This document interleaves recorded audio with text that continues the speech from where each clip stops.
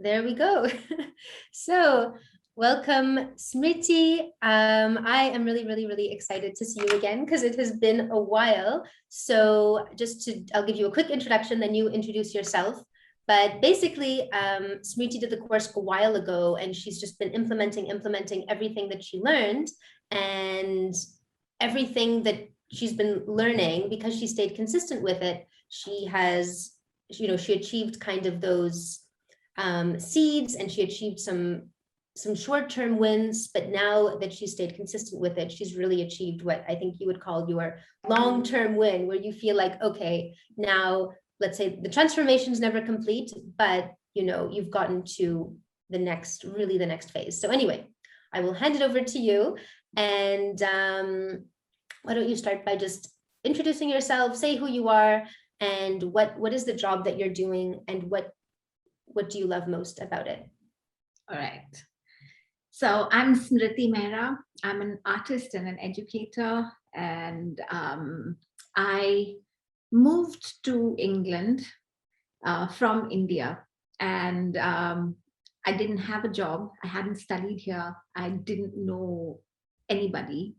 And it was quite a daunting sort of move because I realized very quickly that in London, if you didn't know people, it was kind of hard to get anywhere. It's taken a while, but it feels really good to have broken into life here. And I feel like now finally I can start to feel at home because I have a network of people that are professionals, but also some of them that have turned into really good friends. It's taken a while. It's really tested my resilience, something to the limit that like I never thought I had in me. But it's been good, and I think that it's taught me a lot of things about myself. So change in that way, though I really feared it in the beginning, and it was an uncomfortable space, I will admit. But there's growth, and that's it's taught me a lot. Yeah, no, I think you're really a different person now from back when we first met, which is so exciting to see. So what is your, you told us your job title, but what do you love most about your current position? So my current positions, I actually have 4 things going on at the same time. I work as a project manager at an arts and education charity. So I work there part-time, and I'm really enjoying that job because I'm on the other side of things. So as an artist, I'm always applying for grants and things, and I'm here on the other side, sort of looking at applications. So I kind of know the process, but have not been in that particular role. So it's being on the other side of things, but also with this job at the charity, my network is expanding exponentially because part of my job is to meet people, connect with them, and in the capacity that we can actually help somebody.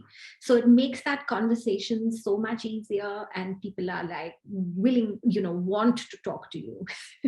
so that's absolutely fascinating. I love that part about it, and I think that the kind of network that I'm developing within this role is something that will help me even outside as a practicing artist, as well as an educator, because I know that these are people that I can tap into to sort of come in to teach time and again.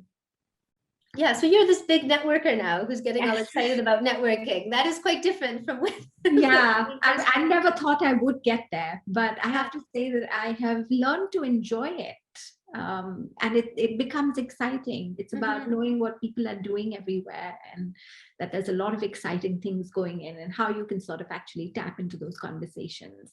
Yeah. No, that's incredible. And I remember, okay, so when you started off, tell me a bit more about you talked a little bit about the challenges you were facing, right? Arriving to the new country. You're also in the art space, which we all know is particularly competitive. And I know something you were saying is, look, I'm in the arts. There are no jobs here. and it's very competitive, and people are also a little bit uppity sometimes about who they let in, and then you're in a big, very competitive city, London. I'm sure other people can relate, whether it's New York or, you know, any Washington or any other kind of larger competitive space. And then I remember when we first talked, it was actually a year after we first talked before you got started in the program, because you were going, okay, well, I work as, I think you were a part-time teacher, right? In the arts. And you said, well, I have no money to even do this program. So you kind of were stuck for that year. And then you realized, okay, I'm not making any headway over a whole year. And then you found a way to find the funds, you got started. And then over the next year, things started improving, like you actually saw progress.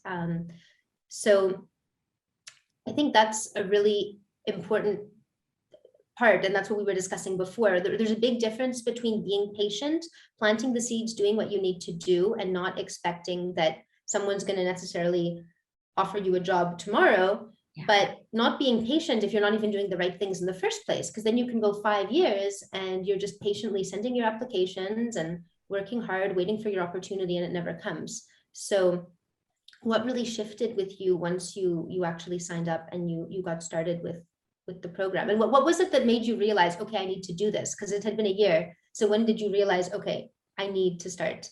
I think it was hitting rock bottom, because I was doing everything that I could sort of think of, right? And you kind of think that, well, I've gotten to this point in life, you know, I've made it this far. Surely I can think of how to get, you know, how to do stuff. And to some extent, I was doing a little bit of what, you know, I learned to do much better with you. So an informational interview, or, you know, ask somebody to be like, could you recommend something? But I think the difficulty is in that initial asking somebody for help. And I think that's really hard in the beginning. And it comes from being in a very comfortable space where you've never had to ask before for anything.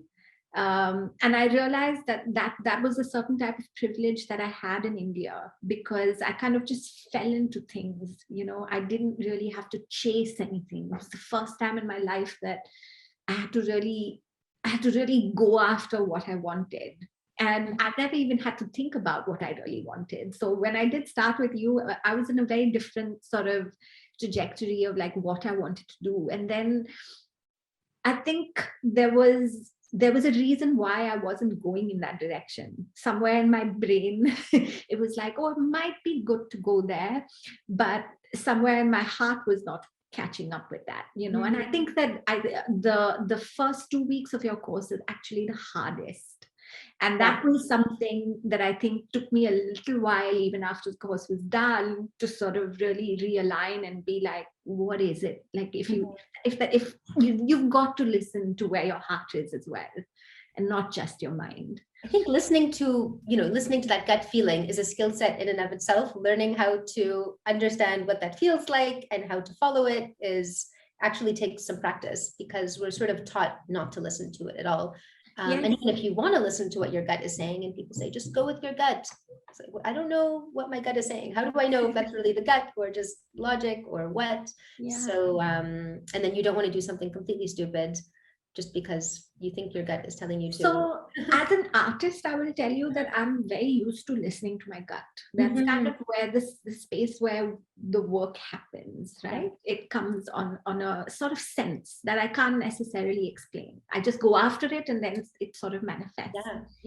But I think that apart from the gut, it's also, I think I was facing my fears, and that was the biggest thing. So it was fear that was then clouding the gut feeling, and I had to clear that space out before I could say, okay, let that voice sort of get to me again. Yeah, that makes a lot of sense. And what I've noticed with everyone is everyone has different areas that they're stronger at than others. So exactly, for you do have the skill set of understanding what your gut is saying, or you have at least the the habit of listening to your gut and going, wait a minute, what is my gut saying here? I mean, a lot of people, it doesn't even occur to them to do that ever. So in that sense, you sort of knew what you were doing when it comes to trying to listen to your heart, etc. But then there were other areas that needed a bit more work. And then, we did an interview recently with Julia. She's pretty good at working the hidden job market because she needs to do it all the time. She's always had to do it for her whole career. She's always had to hustle and go after different contacts in order to get her freelance work. Whereas some people, they've stayed in a job 5 years, they did an application, they got it. They've never had to work the hidden job market, so they don't really know how to do it. But I think everyone has an idea of what to do. Like everyone quote unquote knows how to network, knows you should be reaching out. So well, I am networking, Dahlia. I am writing my CV. I even got it expertly reviewed. Like, what more can I be doing? But I guess it's a nuance, and it's getting to the next level of that. Like, if you're doing your networking at this level, like, yes, you're doing the networking, but there's other levels of networking you can still get to, and you're kind of stuck at this level, which a lot of times, maybe it helped you get a job 10 years ago or, recently, but is it getting you really the job you want? And you might need to up level those skills in order to actually get to where you want to go. Yes, absolutely. And I will say that I've always been a person who knows a lot of people, and even my life in India was, I didn't do it in that capacity of like, oh, I need to sort of grow, my network in a way that it would help me. And I think somewhere it was this idea that it's a different skill and I don't have it. But it's something that you can learn. And I think that that's something that I was patient with myself with, also because I teach. And I believe that everything that I know, I have learned. I'm an artist. It's not just that I know how to make art. I've learned to do it, and I've gotten better at doing it. So it's about just being a little patient with yourself and saying, okay, give yourself the time and the space. You will get better. And I have gotten better. And I have to say that from a space of not wanting to network and hating going and putting yourself out there, I've started to actually really enjoy it. And I have gotten better at it. Of course you have. No, that's as talking to people, as sort of just being able to speak to someone that you don't know, to be able to do that. It comes easier now. And I enjoy the process because I get to meet people, and everybody needs everyone else, and I think that's humans, we're meant to connect. It's important to remember that as much as you want to reach out and you need to reach out, other people also need to meet you, and that we all just sort of help each other. And there are people who just want to help, and that's how a lot of the projects and the jobs that I've gotten have actually manifested now. And I think what you said is such a good point about the teaching and how we all need to learn, and we all can learn, because I think I was talking to someone else the other day who was like, you know what, I'm not really good at anything. And I was like, what are you talking about? You're not good at anything. That's not possible. But even if you're not really good at something, or you don't think you're so skilled at networking, or, how many people tell me, well, I really don't like selling myself. Nobody likes selling themselves, but these are things that you can learn. It's not about naturally being good at something. It's just about learning and getting better, and knowing that as humans, like, we all have this capacity to learn and grow. And instead of looking at the next person and going, oh, they're so good at that, oh, they're such an extrovert, they're so good at reaching out and charming everyone, and oh, that's not really me, recognizing, is this a skill that I need to be learning to get to where I want to go? Yes or no? If yes, then okay, let's learn. And I think that the way that you teach that skill is also really, it's really good. It's like, don't go out to sell yourself. It won't get you anywhere. And I think that's the difference, right? Is that it needs to be true to you. It needs to become really a part. Yes. And also I think what drives it should be curiosity about what the other person is doing, and then see, is there a space to connect? That's when that conversation about who you are comes. But it's not in the beginning like, oh, this is me and I'm looking for work, or I need something. Mhm. And I've learned, I mean, I think I did, I've made mistakes Of when course. I started out. It hasn't been perfect, but I've learned from that. And some of the people that I thought that, you know, I didn't initiate that dialogue properly, you Mhm. can always fix it. I mean, these things Yeah. get ironed out. It's not like, you know, oh no, shouldn't have done it that way, should have Mhm. done it a different way. But I think it's curiosity. Now it's curiosity. It's, I don't think about it as networking as much as let me know what other people are doing. It's sort of, Absolutely. And the it other big, enriches me. It's sort of, you know, I learn something new. I can tap into something, or you know where to go from there, and it becomes interesting and fun. yeah, it should be fun. And I think the other part of it is, you know, it's the curiosity about the other person, but it's also, I think, to be able to go into those conversations with confidence. The other part that is missing for a lot of people is the your own personal mission. Like, what do you have to offer? What's your mission? So that you don't feel needy. Because if you don't really know either what you want or what your value is, then you do feel needy because you're approaching people. Sure, you can keep asking about them, but eventually they're going to say, okay, well, why are you contacting me? Who are you? And if you kind of go, well, I kind of good at this, but not that great, but you know, maybe you want to, maybe do you have any openings? Then it doesn't work. So it's also that confidence that comes with, you know, you were saying the 2 first weeks is kind of intensive, but that if that was intensive for you, if that was a lot of work, then that means it's exactly what you needed to go through. Because that is the foundational piece that allows you to get out there and do that networking, because you get to know yourself and you get to know what you have to offer so that you are ready to go and do that networking. Yeah. um it was hard. It wasn't I love when so things I are hard. won't You know, gloss over it. It was definitely hard, yeah, but absolutely worth that transition. yeah. You know, But I think I it's think there are amazing. many times that I thought, look, Mhm. I can always just pack up and go back. Back That to, job that I had for 9 years, I oh could get gosh. back today. Mhm. Mhm. And I'm glad I stuck it out. Yeah, Yeah. it's amazing. And then you come out so much stronger once you just stick with the challenge and you go through it, you know. But if you run away from the challenge and you don't get the reward of going through something hard, and like you're saying, because when you go through the challenge and you're working on your skill set, you're growing, you get to the other side and now you have these new skills, and you grew to the skills to the point you were able to push through the challenge. And if you hadn't done that, well, you would just stay kind of not unskilled, but you know, Yeah, back. you would. Backward. And I think that that's where perhaps also more of those insecurities would Mhm. have grown. Yeah, of course. Because then you feel like that's when I think, if had I done that, there might have been this sense of failure. Yep. Um, And what other big challenge are you going to go for? None of them. You already tried. You've tried, it didn't work out. Now you stay there, you know. And that would be, I mean, that would be so sad if that were to happen. yeah, it would have been sad, but I think that also that I do realize that I was able to stay here, Mhm.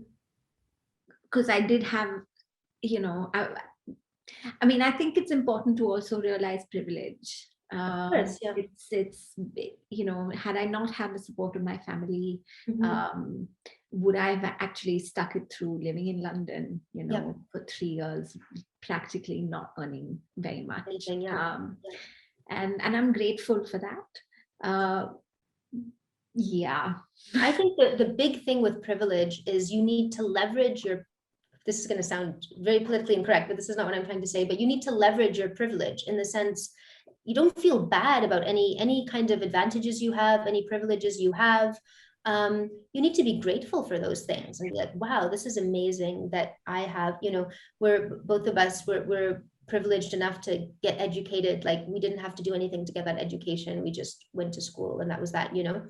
That's a huge privilege. Not everyone gets an education in this world. So we need to be grateful for that, never take it for granted.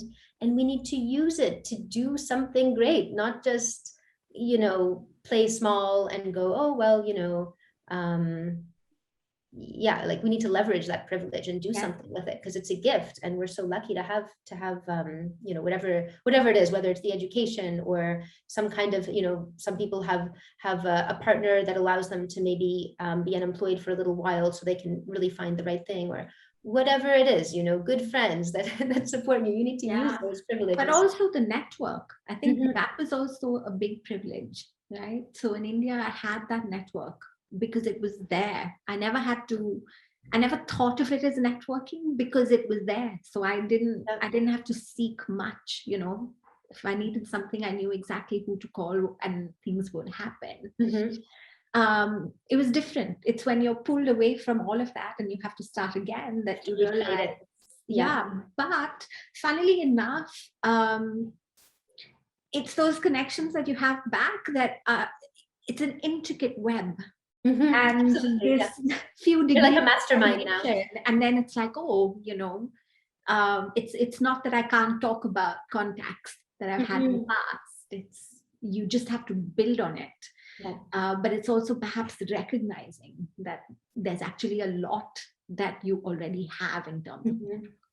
Yeah, and I think that also applies to anyone who has a good network where they are, whether it's geographically or in a certain industry. But then when you want to make a kind of a change and you go, oh, well, I have this whole network already built up either in my city or in my country or in my industry. Now I have to start all over again. Well, I don't want to do that, right? But then you're missing out by not leveraging the networking skills you already have. And some people, they just need to learn how to create those new contacts, because they're good at networking when they already have the existing network, but they don't yet know how to go for those cold contacts, which obviously can be a bit nerve-wracking, and like, how do I break in? They have no idea who I am, but there are ways to do that. And then once you get started, like you have, once you have that new network, then things can flow again from there. Yeah. Yeah. Absolutely. I can still be awkward with people. It's not like I've mastered. Okay, yeah. It's not about being picture perfect. And no, it's never perfect. I'll also say that, you know, with I've also now finally gotten a permanent job teaching at a university here as a senior lecturer. And that's something that I think that I was trying to do right from the beginning. And yeah, sorry, I've just lost my train. No, it's okay. But what would be your, if it comes back to you, you can share it after. What would be your advice to someone who is just kind of on the fence? I think my advice to somebody on the fence would be that you have to see this step as, you know, this program review has been very good in terms of pushing you to do more very quickly. Now, I still didn't go at the pace that you were sort of demanding, just because I think I was so low that it was, you know, 10 contacts a day. If I could find 2, it would be like, wow. If I could meet one person a week, and literally that was what was happening. You know, maybe meeting 3 people in that month physically, going out and saying, okay, you know, make an appointment, meet for coffee. And it was a lot less than what you were asking of me, but it was still a lot more than I'd done in the year and a half before. And literally, I will say that the little bit of networking that I did in the beginning, each one of them did provide me an avenue for something. Wow. Yeah. So And to see it over the long term. a lot of that networking was also just tune yourself, put that antenna up. So one of the jobs that I did land up getting as a visiting, you know, a lecturer at Rose Bruford College, which is Yeah, I remember a completely different field in terms of education, right? It was like a performance college. I teach fine art, kind of out of my domain. But I met somebody through, you know, a friend who said, I'm going to meet family and I'm going for dinner. Will you come with me? And it was about just sort of organic conversations that were not even, I didn't go out thinking, oh, this is somebody that can help me with anything. it just grew out of conversation we had in a car for 10 minutes because I was sitting with her and we were going somewhere for dinner. Yeah. Those are the best kind of connections. And one thing sort of just leads to another, and you just say, hey, I'm looking for something, I'm interested in this. And sure enough, she was like, oh, I can put you in touch with this person and this person. And I think it's that sort of builds that impetus also, that I think that if you just get yourself rolling a little bit, the push will come from you pick up other momentum. spaces, and you can pick up that momentum, and you don't have to worry about that. Just put yourself out even a little bit.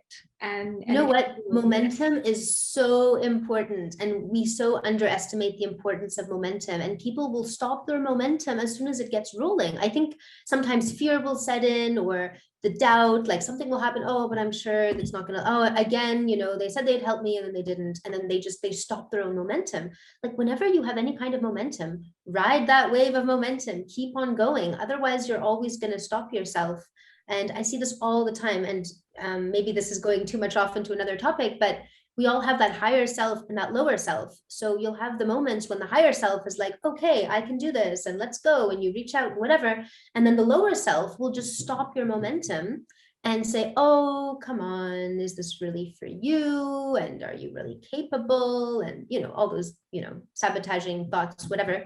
And often those sabotaging thoughts are totally true. They'll say, well, you are new to London. You don't know anyone here.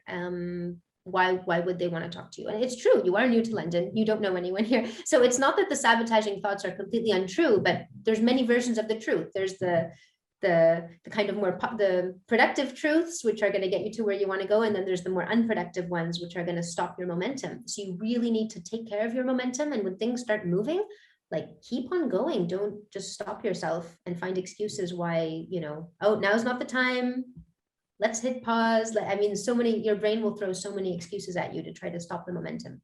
No, absolutely. But what I think I'm trying to get at is also slightly different in terms of all these thoughts were in my mind. I mean, I remember talking to you crying, saying, I can't do this. I'm not going to, I just can't. Like, I'm just not in a psychological place to get myself to move.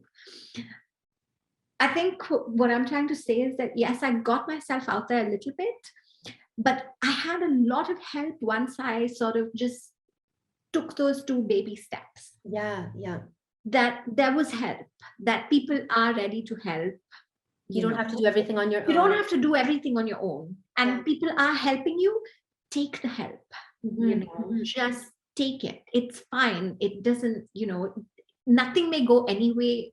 Nothing is going anywhere anyway. Take that help, use that help. If somebody says, hey, you know what, I'll put you in touch with so-and-so. Get in touch with that person. That person puts you in touch with somebody else. Something happens. It's very little, but it's a contact that is very valuable, It kind of goes with that sense of deserving and being able to receive, as opposed to blocking.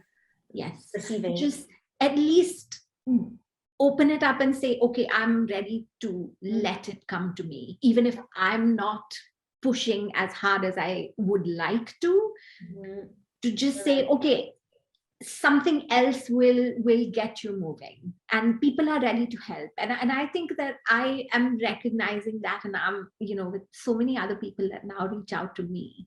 Now you get to help them. Yeah, and I recognize it because it's like I've been in that position. I know what it's like. So okay, I'll just go a little a little further out to say, hey, okay, I can help in this way. Yeah. And so it's not like you're just pay it forward. You're not egotistically taking. That the more you get help, the more you get higher and higher, and you get to where you want to go, the more you can reach out and help others. And you're much more able to help, be at other people's service when you get to that higher level, that higher position, than when you are just kind of, things aren't working out for you. I also think that there's a way that you can champion all the things from this learning of where you've been and how it's been for you as an experience. I will tell you that, yes, it's been harder being in England, looking for work and education, knowing that I'm a person of color who hasn't studied from here, doesn't know the system, has a lot of experience in the job role, no problem there. But there's still this, I think what I recognized is that people talk a lot about diversity and inclusion in England, and different from North America, where racism is very sort of open and you can see it and you can call it out for what it is. Over here, it works at very, very subtle levels. So there's a lot of speak about diversity and inclusion. Everybody is talking about diversity and inclusion, all of these things. But at the end of the day, when it comes to making that last decision about who you're going to hire, people don't want to put the little bit of effort that it takes to onboard somebody who's new. So they just pick the safest option. And I feel like that's something that I know that I can influence with my position now as a senior lecturer, where I'm going to be on panels, interviewing people to actually have that discussion and make that change and help make that change so that it's easier for the next person like me to come in. This is incredible because it's a totally different thinking from, oh, it's hard for me because, I'm a bit discriminated against, so it's going to be hard for me. And will I be able to make it? I don't know. Odds are stacked against me. Instead of thinking like that, going, yes, you know what? The reality is there are odds stacked against me. That's why I need to make it so that I can change this.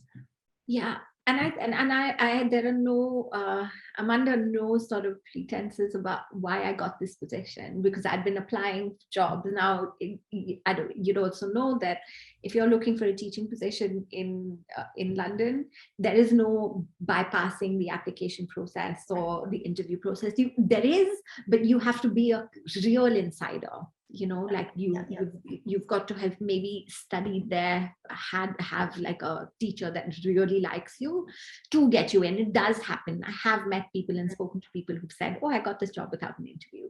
But it's very solid rare. Application process. Yeah. So there is the application process, and even if it is something where they know that you're going to hire you, you're going to have to go through that process. So I think somewhere I just told myself, you know what, if this is the way to meet people, I will use the interview process to put myself out there. If I have 5 people, here's an opportunity for me to say, this is who I am and I'm here.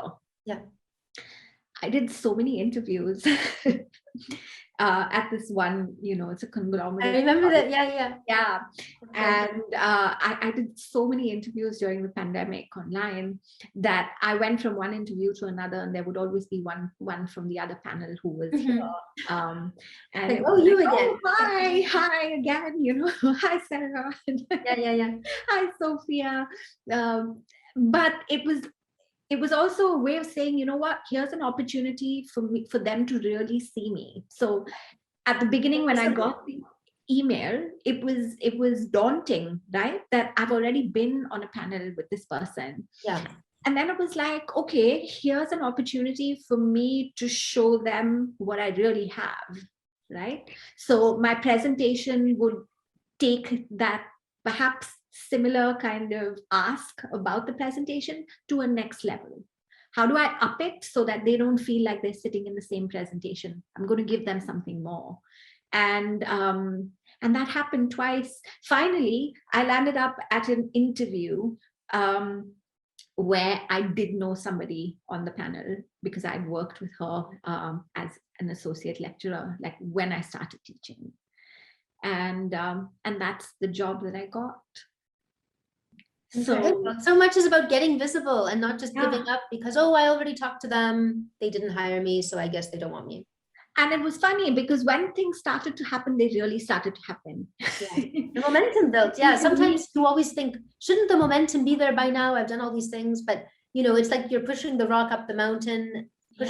Push, and then once it gets over the edge, everything flows, and you hear these, and that's where you hear these rags to riches stories where it seems like they had this overnight success, and you're just like, it should be easy, but actually you don't hear all of the upward push that they did in order to get that the ball rolling. Yeah.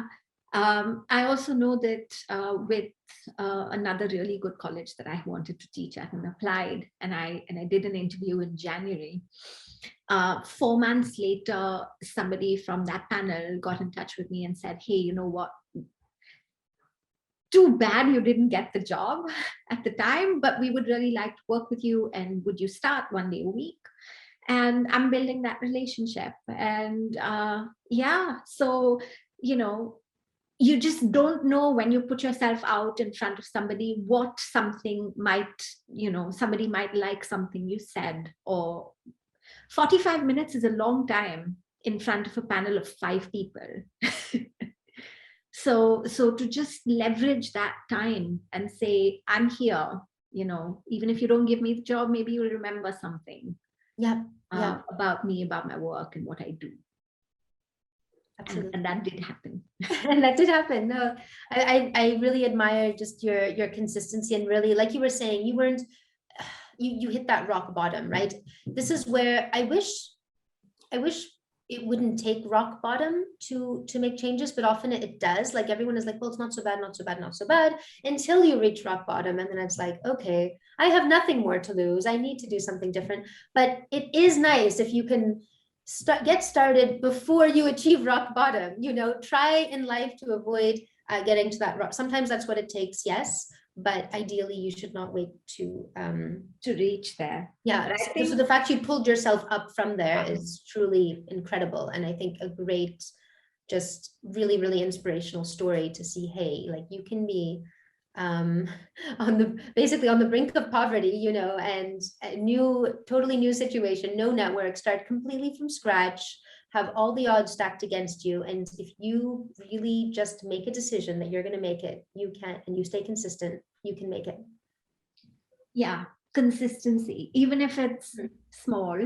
Yep. Even if it's not large numbers that you think you should be doing. And like you were saying, so like you were saying, it's not even about, oh, well, you worked so hard and you stayed consistent. You weren't even doing, like you were saying, so much outreach and so much quantity. It was just small quality actions consistently. Yeah. And like I said, it was like once I started it, I didn't have to do that much, because once you start it, then it's like, oh, okay, somebody will tell you to meet somebody else, and then they give you that referral, and then it's easier anyway, because then it's not a cold call. Yeah. So that grew very quickly. Those few cold calls, I think, are the ones that are more tricky. But some people are very receptive, some people are not receptive at all. And then you don't worry about it, because it's like, okay, that person. You didn't lose anything. Yeah. I didn't lose anything. I may not ever see them again. And if I do, they probably are not going to remember me. So it doesn't matter. Exactly. Excellent. But I think there's a learning from that rock bottom. And I think that it has made me a bit more humble in a way.